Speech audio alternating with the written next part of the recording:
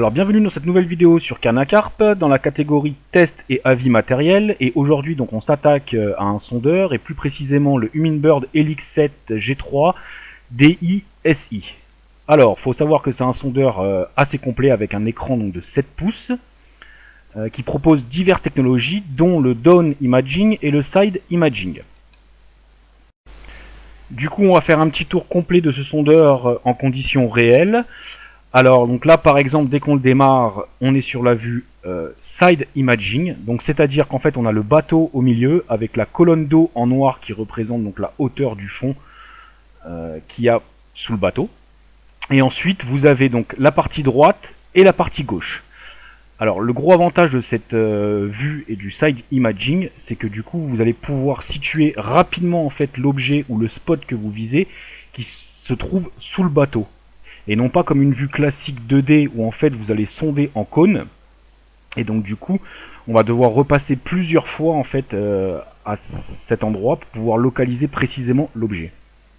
Alors comme on est sur un grand lac de barrage, j'accélère volontairement un petit peu la vidéo afin qu'on puisse trouver un spot et qu'on puisse analyser du coup ensemble ce que l'on voit à l'écran. Alors du coup on va ralentir un petit peu la vidéo et la laisser en mode normal car on va arriver sur un spot dans pas longtemps. Alors le spot c'est tout simple, c'est clairement le lit de la rivière. Et du coup on commence à apercevoir donc sur la partie side imaging à gauche la cassure nette du lit.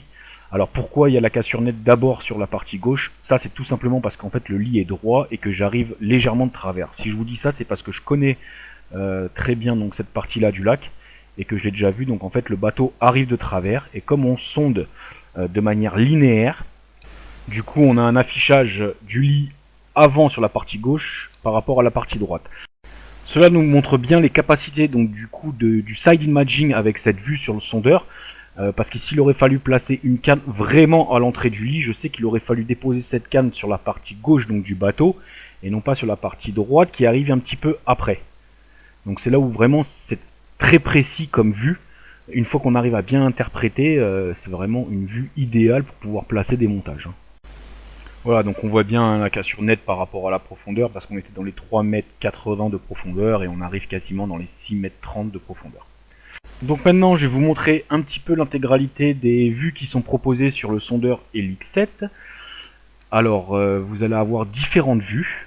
Ici on est sur une vue 2D à gauche et sur une vue down imaging à droite. La vue suivante ça va être une vue 2D toujours à gauche mais une vue side imaging à droite. C'est clairement la vue que j'ai le plus utilisée avec le sondeur. La vue suivante c'est une vue classique 2D avec un zoom. Celle d'après en fait c'est une vue divisée en 3 et j'avoue sur ça j'ai pas été super convaincu. Du coup celle d'après on est vraiment aussi sur une vue intéressante avec le side imaging en haut et le down imaging en bas.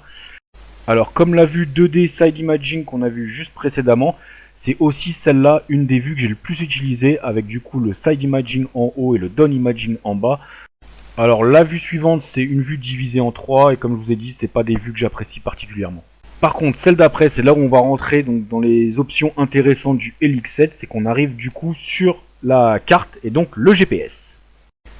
Alors on peut bien évidemment zoomer donc sur cette carte en appuyant sur les boutons plus et moins, ce qui permettra du coup de pouvoir se situer en fait sur le lac et surtout apercevoir aussi le tracé donc du bateau et de ce qu'on a déjà parcouru.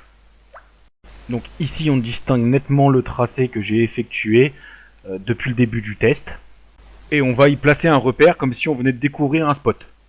Alors pour placer un repère il suffit d'appuyer sur le bouton marque du combiné. Du coup on vient d'enregistrer ce point GPS en mémoire et on va essayer d'y retourner. Alors pour ça on va appuyer sur la flèche du bas du menu et faire naviguer vers du coup le waypoint qu'on vient d'enregistrer. Alors sur l'écran en haut on peut voir les informations, d'ailleurs on peut constater qu'on dérive assez rapidement puisqu'on est déjà à 10 mètres du spot. Alors ça peut paraître beaucoup, mais sur des grands lacs comme ça avec un petit peu de vent, même avec une quille, en l'occurrence là une quille gonflable sur le Zodiac, la dérive est assez rapide, hein. On dérive facilement de quelques mètres en quelques secondes. Voilà, comme vous pouvez le constater sur la vidéo, ça souffle un petit peu. Alors c'est pas des conditions météo catastrophiques, mais ça souffle.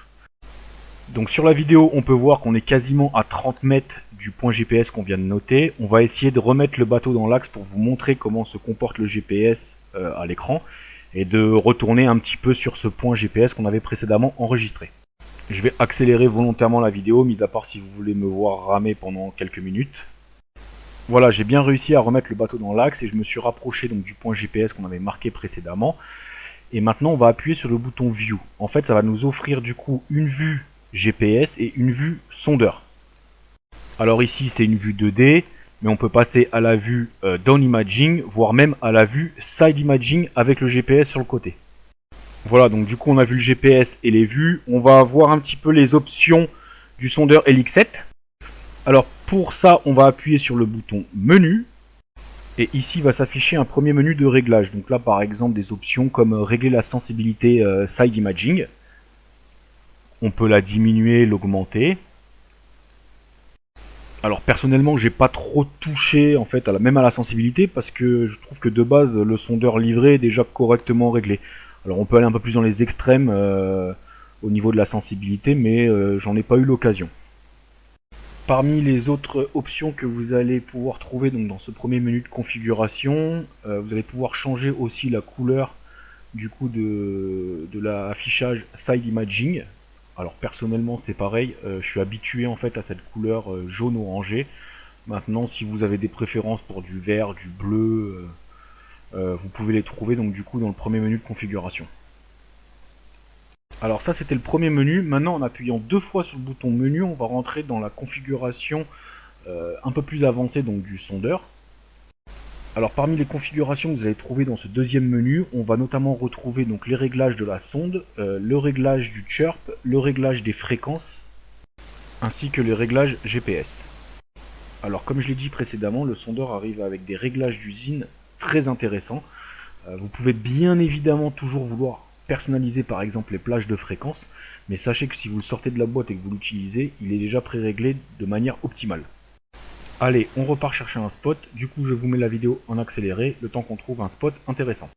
On va retourner vers le lit de la rivière afin de voir la cassure bien nette sur le sondeur à nouveau. Alors là je me permets de faire une petite parenthèse, donc je vais entourer en blanc ce qui semble être un obstacle, donc plus précisément un caillou en fait sur le sondeur. C'est là où on voit en fait toute la qualité d'image qu'on retrouve sur le Humminbird LX7.